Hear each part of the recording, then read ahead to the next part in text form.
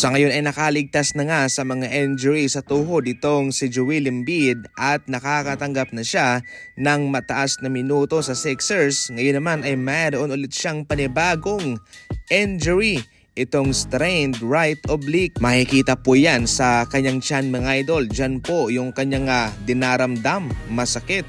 Ayon pa mismo kay Tony Jones ng The Athletic ay nasa 3 laro ang kanyang mamimiss dahil dito. So definitely medyo matagal-tagal. Sa pagsisimula ng season ito ay nasa 17 minutes lamang ang kanyang inilalaro. Pero ngayon mga idol ay tumaas na. Minsan umabot na nga siya ng 30 minutes, 35 at almost 40. Pero parang minamalas palagi itong si Embiid sapagkat sa bawat pagsarado ng isang injury ay mayroong bumubukas, mayroong dumarating. Mayroong babala itong si Nikola Jokic sa kanya mga kapwa NBA player na dapat maging maingat at maging mabait sa loob ng court.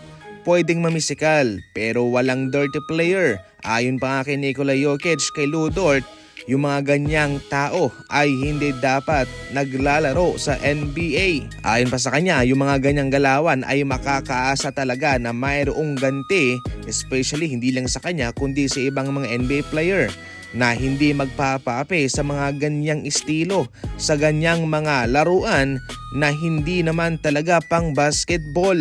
Ayon pa nga sa mga NBA fans, hindi itong si Nikola Jokic yung tipong NBA player na pwede mong paglaruan sapagkat ito'y gaganti.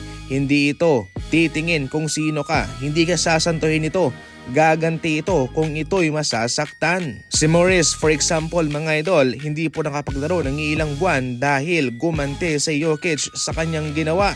Tama naman talaga. Kung ikaw ay magluloko, asahan mo na mayroon talagang gaganti sa'yo.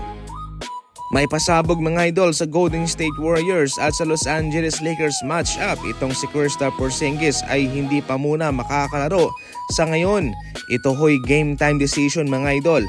Ayon kasi kay Coach Steve Kerr sa mga nagdaang araw ay inaasahan niya na makakabalik ito sa aksyon. Pero ngayon naman, ayon kay Brett Siegel ng Clutch Points, hindi po ito matutuloy sa kanyang paglalaro.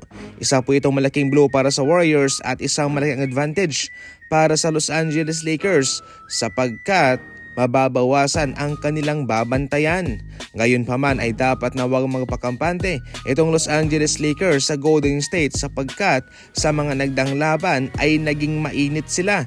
Nasa kanila ang momentum samantalang ang Los Angeles Lakers ay nasa 3 losing streak na.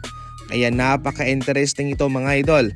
Magkakaalaman na lang po ito kung sino ang mananalo, kung sino ang lalamang sa score sa huling segundo.